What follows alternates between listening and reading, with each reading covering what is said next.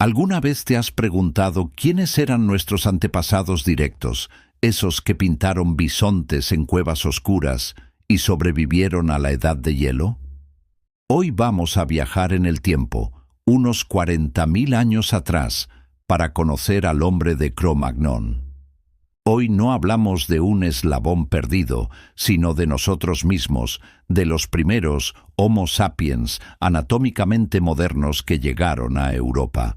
El nombre Cro-Magnon viene de un refugio rocoso en Francia, donde se encontraron los primeros restos en 1868. Imaginen la sorpresa de esos obreros al desenterrar 5 esqueletos que, a diferencia de los neandertales, se parecían increíblemente a nosotros. ¿Y cómo eran? Pues, si un Cro-Magnon se vistiera con ropa moderna y caminara por la calle, probablemente no le prestarías mucha atención. Eran altos, robustos, con una frente recta, una cara ancha y un mentón prominente, muy similar al nuestro. Su capacidad craneal era incluso un poco mayor que la del humano promedio actual. No eran brutos encorvados. Eran atletas de la prehistoria, perfectamente adaptados a un mundo salvaje y helado. Vivieron durante el Paleolítico Superior, una época dominada por la última glaciación.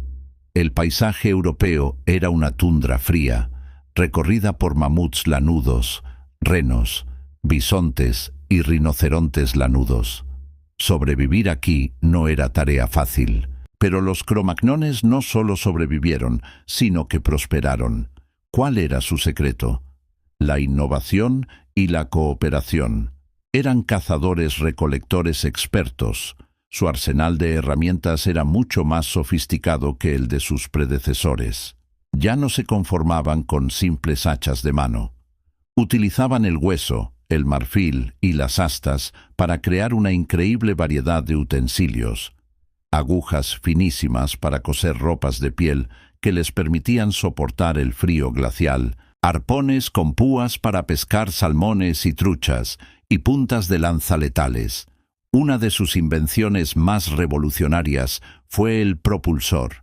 Este simple palo con un gancho en el extremo actuaba como una extensión de su brazo, permitiéndoles lanzar venablos con una fuerza y una distancia que duplicaban su alcance.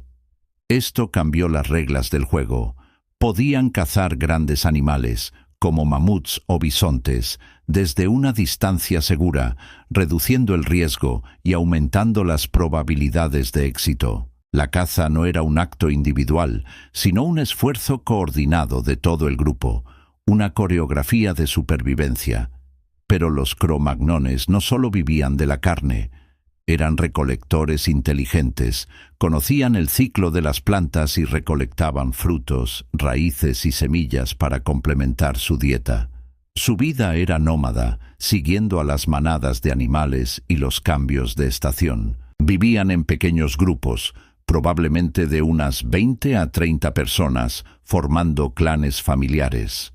Se refugiaban en cuevas y abrigos rocosos, pero también construían chozas con huesos de mamut y pieles de animales, verdaderas hazañas de la ingeniería prehistórica. Ahora hablemos de lo que nos deja sin aliento, su mente. Los cromagnones tenían un mundo simbólico increíblemente rico.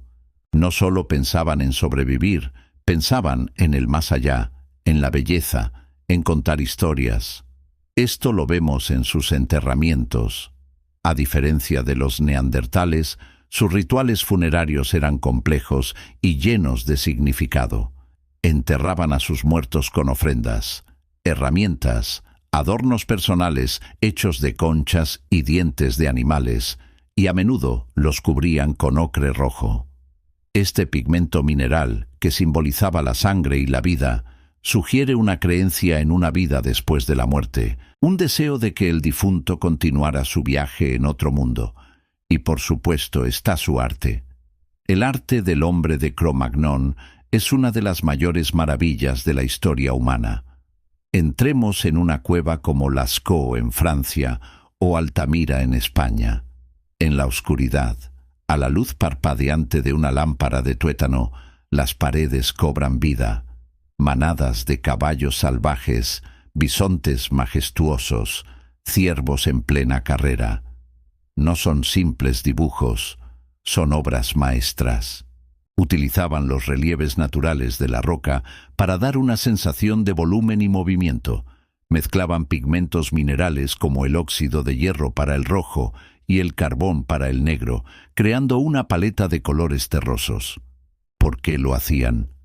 Los arqueólogos debaten varias teorías. ¿Era magia simpática, un ritual para asegurar el éxito en la caza? ¿Eran registros de sus visiones chamánicas en estados alterados de conciencia? ¿O simplemente la necesidad humana de contar historias, de dejar una marca, de decir, estuvimos aquí? Quizás eran todas esas cosas a la vez. Lo que es seguro es que estas pinturas demuestran una capacidad de abstracción y un sentido estético asombrosos. Además de las grandes pinturas murales, también crearon arte mobiliar, es decir, objetos que podían transportar, pequeñas estatuillas de animales talladas en hueso o marfil, y las famosas Venus paleolíticas.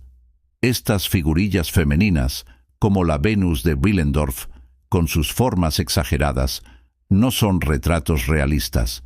Probablemente eran símbolos de fertilidad, amuletos para asegurar la continuidad del clan en un mundo donde la vida era frágil. Representan la importancia de la mujer y la maternidad en estas sociedades. ¿Y qué pasó con los neandertales? Durante unos 10.000 años, cromagnones y neandertales compartieron el continente europeo. Durante mucho tiempo se pensó que los habíamos exterminado, pero la historia es más compleja. La evidencia genética actual demuestra que hubo hibridación, es decir, que tuvieron descendencia conjunta. De hecho, si tienes ascendencia europea o asiática, es muy probable que lleves un pequeño porcentaje de ADN neandertal en tu genoma. Sin embargo, los neandertales acabaron por extinguirse. ¿Por qué? Probablemente fue una combinación de factores. Los cromagnones, con su tecnología superior, sus redes sociales más amplias y quizás una mayor capacidad de adaptación a los cambios climáticos, simplemente superaron a sus primos evolutivos. No fue una guerra, sino una lenta sustitución demográfica. El hombre de Cro-Magnon no es una especie distinta a la nuestra.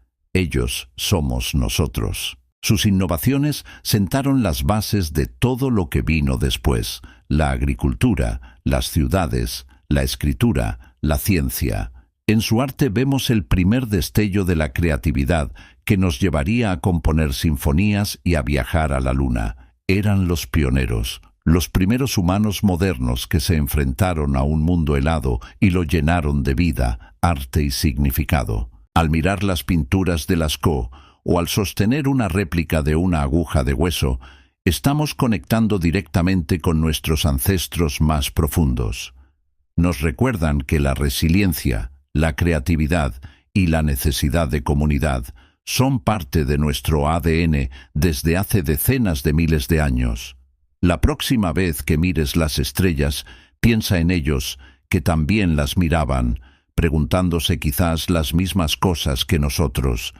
Espero que este viaje al pasado te haya fascinado tanto como a mí. La historia del hombre de Cro-Magnon es nuestra propia historia.